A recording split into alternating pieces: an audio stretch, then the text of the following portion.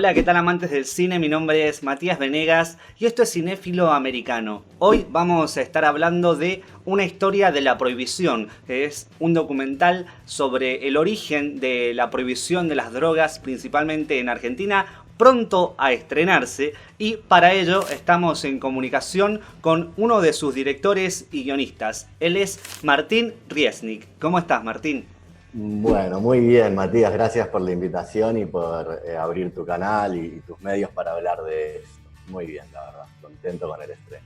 Bueno, me alegro que estés muy bien. Primero que nada, quiero agradecerte por haber aceptado esta comunicación donde vamos a hablar, como decía al principio, de lo que es una historia de la prohibición. Así que para arrancar, si querés, ¿cómo me definirías vos lo que es una historia de la prohibición? Bueno, Una historia de la prohibición es el primer documental sobre la historia de la prohibición de drogas en la Argentina. Está basado en el libro La Prohibición de Juan Manuel Zupa Altman, que es el codirector de la película junto conmigo. Y la película es un raconto histórico, un documento histórico sobre cómo se han ido prohibiendo las drogas en Argentina, lo cual inevitablemente nos lleva a América Latina, pero más específicamente a Estados Unidos, porque ha sido quien ha regido mundialmente la política de drogas. Y a su vez la película también trata un caso concreto de una historia de la prohibición. En ese sentido el título es un juego de palabras de alguna forma, en el sentido de que es una historia concreta de la prohibición, que es el caso de Eric Sepúlveda, un cultivador que vive en la provincia de Córdoba, que fue preso por tener 50 mililitros de aceite de cannabis y puede enfrentar hasta 15 años de cárcel.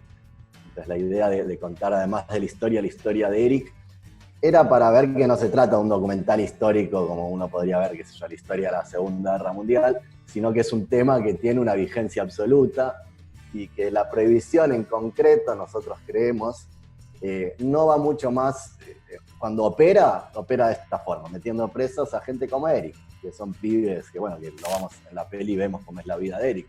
Es un pibe normal, humilde, que vive en Córdoba, que no molesta a nadie y que tuvo que enfrentar 50 días en una cárcel de máxima seguridad y el Estado respirándole en la nuca durante todo el tiempo en que no se resuelve su caso.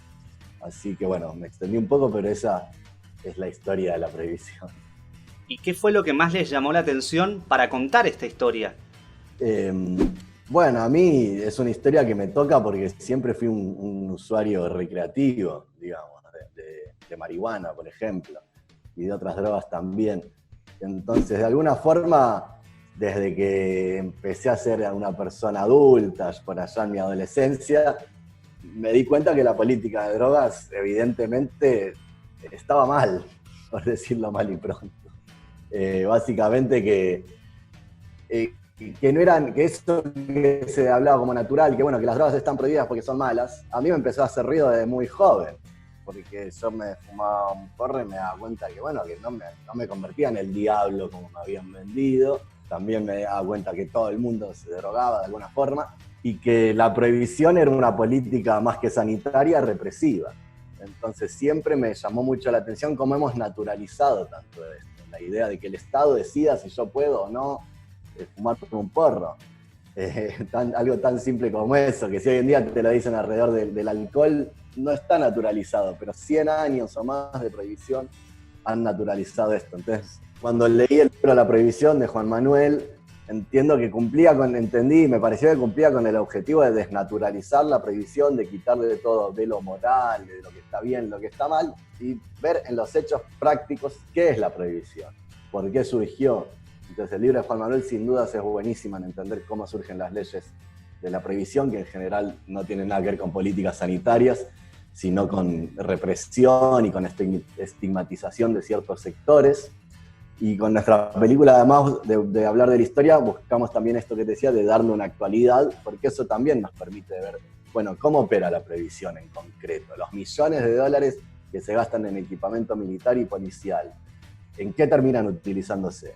Y bueno, creo que en eso la peli cumple ese objetivo bastante bien. Tampoco quiero hacer spoiler, pero nos metimos en el centro, en el corazón de la policía antinarcotráfico de Argentina, y lo que vimos son millones de dólares gastados en perseguir pibes que se fuman un porro. No hay mucho más para decir, esta es la pura verdad.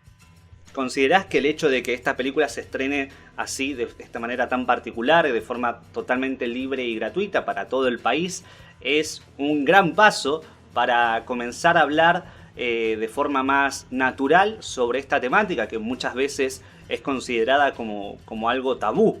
Sí, estamos muy contentos. Obviamente, el solo hecho, la película está producida y financiada por el INCA, el Instituto Nacional de Cine de Argentina, lo cual también ya habla es un dato interesante, ¿no? Yo no sé si hace 20 años o 10 nos hubieran financiado esta película, pero el que se haga, que financie un Estado que sigue manteniendo la prohibición intacta, pero que financie esta película, yo creo que es un paso adelante. Yo lo considero también una victoria personal de alguna forma, porque mi motivación era cambiar el estado actual de cosas. Entonces, que el Estado se haya decidido a financiarla, creo que es un paso adelante, y hablar de lo que se debe hablar cuando hablamos de drogas. Entonces, si hay un problema de adicciones, obviamente es un problema de adicciones, pero todos sabemos que los usuarios, la gran mayoría de los usuarios no son problemáticos. Así como no es un problemático en el sentido de que no entendemos que alguien que se toma una cerveza una vez por semana, dos, no es problemático, alguien que se fuma un porro cada tanto tampoco. Y esos son la gran mayoría de los usuarios. Entonces, para mí, que crecí con la propaganda del doctor Miroli en la televisión, como toda política de drogas del Estado Nacional, una película que aborda estos temas seriamente y no desde el amarillismo, yo creo que sí, que evidentemente es un paso adelante. Y que esté para todo el país y gratis, obviamente está buenísimo. Sin pandemia hubiera sido diferente, porque íbamos a estrenarla en el Bafisi, en cines. Esa es una experiencia que me quedo con las ganas, pero también me quedo con la parte buena, que es que yo creo que la va a ver mucha más gente que si lo hubiéramos estrenado en salas de cine regularmente. Bueno, ahora que conocemos algunos detalles de una historia de la prohibición, vamos al dato más importante quizá, que es ¿desde cuándo y dónde se va a poder ver la película? Se estrena martes 1 de septiembre, no sé en qué momento estás escuchando esto, quién esté escuchando o viendo, pero es martes 1 de septiembre en cine.ar. Es la página de cine del Instituto Nacional de Cine, bueno, del Estado Nacional, donde se están estrenando todas las producciones nacionales. Así que se estrena ahí 1 de septiembre, solo hay que registrarse y buscar una historia de la prohibición. Bueno, ahora que tenemos los datos de desde cuándo y dónde se va a poder ver la película, me gustaría saber qué le dirías a la gente que está del otro lado mirando esta entrevista para invitarla a que vea una historia de la prohibición. Le diría que va a encontrar una respuesta a una pregunta que quizás no se hizo, que es ¿por qué están prohibidas las drogas? Y lo que nosotros queremos es desnaturalizar algo que entendemos que mucha gente piense que, bueno, que las drogas están prohibidas porque son malas. Eso sería como la cosa más simple. Pero bueno, hay tantas cosas malas, ¿no? O sea, el alcohol es la droga que más mortalidad tiene sobre la población, que más accidentes causa, el tabaquismo, y son drogas legales. Entonces, a mí personalmente me gusta cuando alguien me hace cambiar de opinión. Y yo espero que mucha gente viendo esta película cambie su opinión. Ya me han llegado comentarios de gente que al menos le hemos hecho repensar cosas tan simples como la idea de que el narcotráfico es una consecuencia de la prohibición y no su causa. Más de 100 años de prohibición nos han hecho ya olvidar que el narcotráfico existe porque hay prohibición. Así como la ley seca en los Estados Unidos en los años 20 y 30 causó una enorme mafia alrededor del negocio del alcohol ilegal y un montón de muertes por intoxicaciones hasta que se levantó. Y lo mismo nos está sucediendo hace más de 50 años con las leyes que prohíben un montón de drogas que se siguen consumiendo. Porque eso es otro punto importantísimo, ¿no? La prohibición, la función de la prohibición sería reducir el narcotráfico y el consumo. Bueno, no lo ha logrado, y no lo ha logrado en 50 años, no ha mostrado un solo indicador de éxito en su política. Entonces creo que es una película necesaria y que invito a todos a ver para repensar la prohibición y empezar a construir una forma de relacionarnos con las drogas que apueste a la paz, a la libertad y no a la guerra y a la prohibición. En lo personal, este es tu segundo largometraje y el primero del género documental. Documental, exacto. Sí, mi primer película se llama Selva, está también en cine.ar y es una película de ficción que filmé en 2013. Y fue más o menos en paralelo en que yo filmaba esa película, Juan estaba escribiendo el libro. Entonces, cuando yo estrené película, él estrenó libro y después nos unimos en hacer esta segunda película mía, primera de Juan. Excelente. ¿Y por qué decidiste incursionar en lo que es el género documental? Para mí el tema de los géneros siempre va un poco dividido, porque todo documental tiene algo de ficción y toda ficción tiene algo de realidad. Entonces, yo más que con el género te diría que lo que me llevó es una motivación a hablar de un tema que a mí me toca en lo personal. Digo, mi película Selva Anterior es una historia chiquita de amor que también intentaba transmitir algo de mi esencia humana. Creo que el arte es eso, cuando hablamos de las motivaciones humanas. Y hacer esta película, como te comentaban en principio, para mí era una forma de expresar mi voz en algo donde me sentí muy incomprendido y por todos lados. Yo me considero de progresista, de izquierda, y cuando hablamos de muchos temas me puedo sentir identificado, por ejemplo el del aborto, el matrimonio igualitario. Yo sé que todo el progresismo de la izquierda está con la misma posición que yo. Ahora, en el tema de las drogas, lamentablemente no. Tanto por izquierda como por derecha se avala la prohibición, una prohibición que yo considero completamente injusta, clasista, y que genera cosas como la que vemos en la película, que es la vida de un pibe que es uno. Nosotros elegimos un caso, es el de Eric Sepúlveda, que fue preso por tener 50 mililitros de aceite de cannabis, pero el 35% de los detenidos en cárceles federales en la Argentina son por la ley de drogas. O sea, ya si las legalizásemos, de por sí liberaríamos un tercio de la población carcelaria, que es gente privada de su libertad por consumir marihuana. Así de estúpido es la prohibición que tenemos, ¿no? Hay pocas cosas donde el Estado se meta con tu cuerpo. Realmente el aborto es una, el matrimonio igualitario de alguna forma es otra, también es el derecho a decirte con quién o no puedes hacer el amor o enamorarte, una cosa que por suerte la estamos superando, pero nos queda todavía esta piedra en el zapato, yo creo, es una de las grandes deudas de las democracias latinoamericanas, que si te fijas en general los países más democráticos, más desarrollados, van por el camino de la regulación, que hoy es la palabra que más se utiliza más que legalización, de la regulación de las drogas. Es difícil imaginarse un mundo ideal, un estado ideal, una democracia ideal, donde esté el Estado presidiendo a ver quién consume qué. Entonces creo que el camino va por ahí, y lo que me llamó a hacer la película es sentir que podía dar un aporte en ese sentido. Bueno, teniendo en cuenta estas dos películas que has dirigido hasta el momento, que son de estilos distintos, si bien comparten algunas cosas, como decías vos recién, me gustaría saber con qué estilo te sentís más cómodo, como para darnos una idea de cómo vas a continuar con tu carrera, si es que tenés definido de alguna manera eso. Me gusta todo, no sé si te digo, no, voy a dedicarme a esto. A mí me gusta todo, y como te decía, también la mezcla de géneros un poco es lo que más me gusta.